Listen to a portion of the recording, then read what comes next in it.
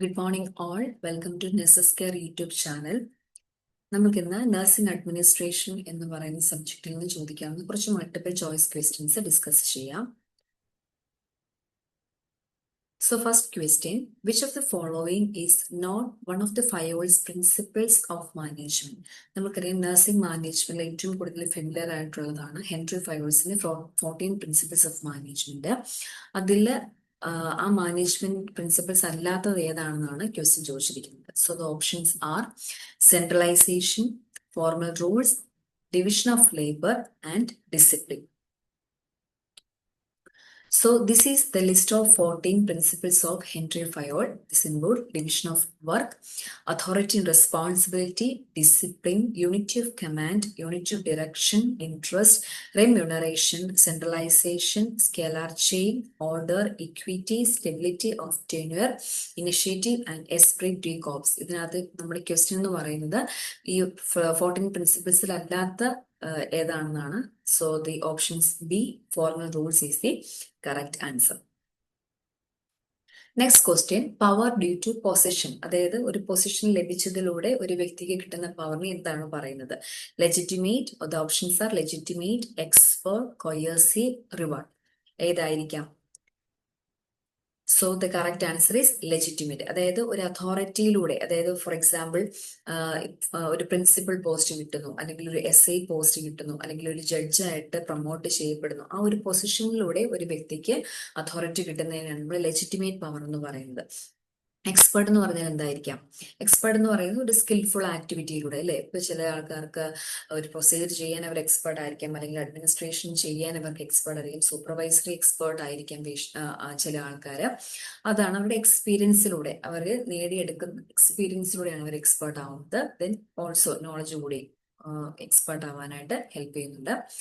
കൊയേഴ്സീവ് എന്ന് പറഞ്ഞാൽ എന്താണ്? കൊയേഴ്സീവ് പവർ എന്ന് പറയുന്നത് ഒരു നെഗറ്റീവ് ഇമ്പാക്റ്റ് ഉണ്ടാക്കുന്ന ഒരു പവറാണ് കൊയേഴ്സീവ് പവർ എന്ന് പറയുന്നത്. ഓക്കെ, അതായത് ഫോർ എക്സാമ്പിൾ ഒരു പണിഷ്മെന്റിലൂടെ, അതായത് ഒരു വ്യക്തിയെ പണിഷബിൾ ആയിട്ട് നമ്മൾ, അല്ലെങ്കിൽ ആ ഒരു കാര്യം ചെയ്തില്ല എന്നുണ്ടെങ്കിൽ അതിന് നെഗറ്റീവ് ഇമ്പാക്റ്റ് ഉണ്ടാക്കുന്ന രീതിയിൽ പണിഷ് ചെയ്യുക.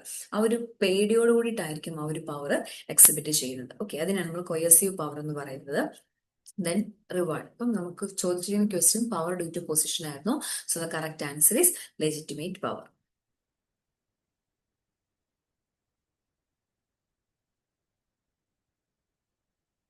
So next question, budget which shows income and expenditure is known as. Options are capital budget, operational budget, revenue budget and fixed budget. ഏതായിരിക്കാം കറക്റ്റ് ആൻസർ?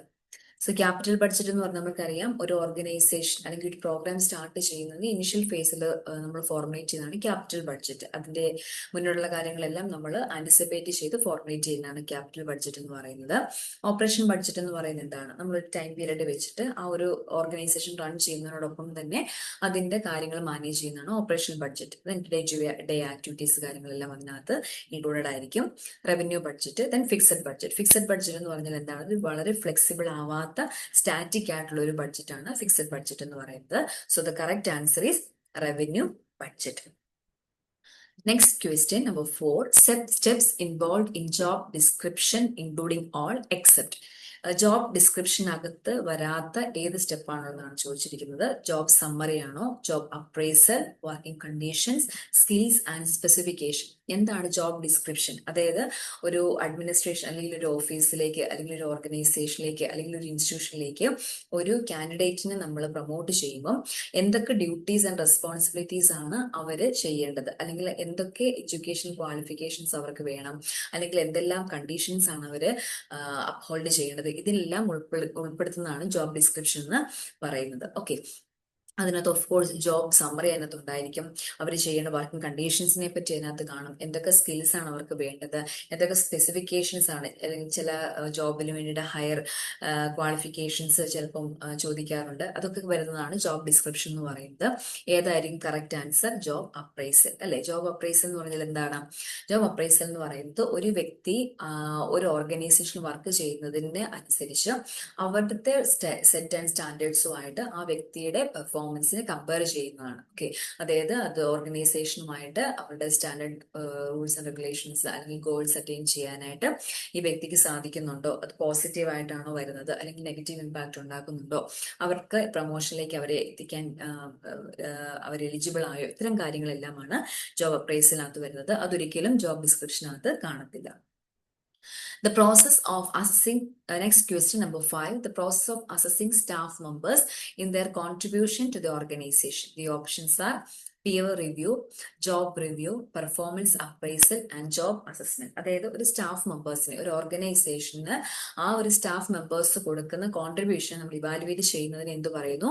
പെർഫോമൻസ് അപ്രൈസൽ എന്ന് പറയുന്നു. ഓക്കെ, അതിനെ base ചെയ്തിട്ടായിരിക്കും, ആ ഒരു standards വെച്ചിട്ട് നമ്മൾ base ചെയ്തിട്ടായിരിക്കും തീർച്ചയായിട്ടും next level of promotion അവരെ കൺസിഡർ ചെയ്യുന്നത്. അവർക്ക് എന്തെങ്കിലും ഒരു കറക്ഷൻസ് വേണമെങ്കിൽ അത് മാനേജ് ചെയ്യുന്നതെല്ലാം ഈ പെർഫോമൻസ് അപ്രൈസലിൽ ബേസ്ഡ് ആയിരിക്കും. ഓക്കെ, ബാക്കിയൊന്നും ഈ ഒരു ക്വസ്റ്റ്യനെ സപ്പോർട്ട് ചെയ്യുന്നില്ല. So the correct answer is option C, performance appraisal. The next question, professional negligence is legally term as what? Crime. അതായത് പ്രൊഫഷണലി നമ്മൾ എന്തെങ്കിലും രീതിയിൽ തെറ്റായിട്ടുള്ള കാര്യങ്ങൾ ചെയ്തു, അല്ലെങ്കിൽ അത് ഏതെങ്കിലും രീതിയിൽ അത് അതിന്റെ റിസൾട്ട് ഒരു നെഗറ്റീവ് ഇമ്പാക്ട് വരുവാണെങ്കിൽ എന്താണ് പറയുന്നത്? ക്രൈം ആണോ, മാൽ പ്രാക്ടീസ് ആണോ, അസോൾട്ട് ആണോ, സ്ലാൻഡർ ആണോ? ഏതായിരിക്കും? പ്രൊഫഷനുമായിട്ട് എപ്പോഴും വരുന്നത് മാൽ പ്രാക്ടീസ് ആയിരിക്കും. നമുക്കറിയാം, പ്രാക്ടീസ് ചെയ്യുന്നത് എവിടെയായിരിക്കും? തീർച്ചയായിട്ടും പ്രൊഫഷണൽ ബാക്ക്ഗ്രൗണ്ടിലായിരിക്കും അല്ലെ, പ്രാക്ടീസ് ചെയ്യുന്നത് പ്രൊഫഷണൽ ബാക്ക്ഗ്രൗണ്ടിലായിരിക്കും. സോ അവിടെ നെഗറ്റീവ് ഇമ്പാക്ട് വരുന്ന രീതിയിൽ ഒരു തെറ്റ് ചെയ്തിട്ടുണ്ടെങ്കിൽ that is called as malpractice. Okay, നമുക്കറിയാം ക്രൈം എന്ന് പറയുന്നത് ഒരു ക്രിമിനൽ ഒഫൻസിലേക്ക് ഒരു വ്യക്തി പോവുകയാണെങ്കിൽ അത് ക്രൈമാണ്. അസോൾട്ട് എന്ന് പറയുന്നത് ഒരു തെറ്റായ രീതിയിൽ മറ്റൊരാളെ ഉപദ്രവിക്കുന്ന രീതിയിൽ കാര്യങ്ങൾ വരുവാണെങ്കിൽ അസോൾട്ട് ആയിട്ട് കൺസിഡർ ചെയ്യാം. അത് ഫിസിക്കൽ അസോൾട്ട് ആവാം. സ്ലാൻഡർ എന്ന് പറയുന്നത് എപ്പോഴും പേഷ്യന്റിന് അല്ലെങ്കിൽ ഒരു വ്യക്തിക്ക്, നഴ്സിംഗിനെ സംബന്ധിച്ചിടത്തോളം ഒരു വ്യക്തിയെ തെറ്റായ രീതിയിൽ അവർക്കെതിരെ വാർത്ത പ്രചരിപ്പിക്കുന്നതിനെയാണ് നമ്മൾ സ്ലാൻഡർ എന്ന് പറയുന്നത്. ഓക്കെ, സ്ലാൻഡർ എപ്പോഴും സ്പീക്കിങ്ങുമായിട്ട് ബന്ധപ്പെട്ടായിരിക്കും, അല്ലെങ്കിൽ തെറ്റായ ഒരു വ്യാജ പ്രചാരണം നടത്തുന്നതിനൊക്കെയാണ് നമ്മൾ സ്ലാൻഡർ എന്ന് പറയുന്നത്. സോ പ്രൊഫഷണൽ നെഗ്ലിജൻസ് വരുന്ന എപ്പോഴും മാൽ പ്രാക്ടീസ് ആയിരിക്കും. Okay, so next question, which of the following terms refers to the communication between similar hierarchical departments? ഇപ്പൊ നമ്മളൊരു ഓർഗനൈസേഷൻ ആകുമ്പോൾ അതിന് പല ഹൈറാർക്കീസ് ഉണ്ട് അല്ലെ. ചിലപ്പോൾ ഒരു ഹൈറാർക്കീസ് കാണും, അല്ലെങ്കിൽ അവരുടെ മിഡിൽ ലെവലായിട്ടുള്ള ഓർഗനൈസ് ചെയ്യുന്ന ആൾക്കാർ കാണും, സൂപ്പർവൈസേഴ്സ് കാണും, ലോ ലെവൽ ഓഫ് അല്ലെങ്കിൽ ലോവർ ലെവൽ ഓഫ് എംപ്ലോയീസ് കാണും. അപ്പം ഈ ഒരേ ഹൈറാർക്കിയിൽ വരുന്ന ആൾക്കാർക്ക് തമ്മിലുള്ള കമ്മ്യൂണിക്കേഷൻ നമ്മൾ എന്താണ് പറയുന്നതാണ് ചോദിച്ചിരിക്കുന്നത്. അത് ഡൗൺവേർഡ് ആണോ? ഡൗൺവേർഡ് എപ്പോഴും നമുക്കറിയാം ഒരു from the top to the bottom ആണ്. Vertical also same. Okay, downward and vertical are similar. Diagonal ആണോ, ലാറ്ററൽ ആണോ? ഒരിക്കലും സെയിം ഹൈറാർക്കി വരുമ്പോഴത്തേനും അത് ഏതായിരിക്കും?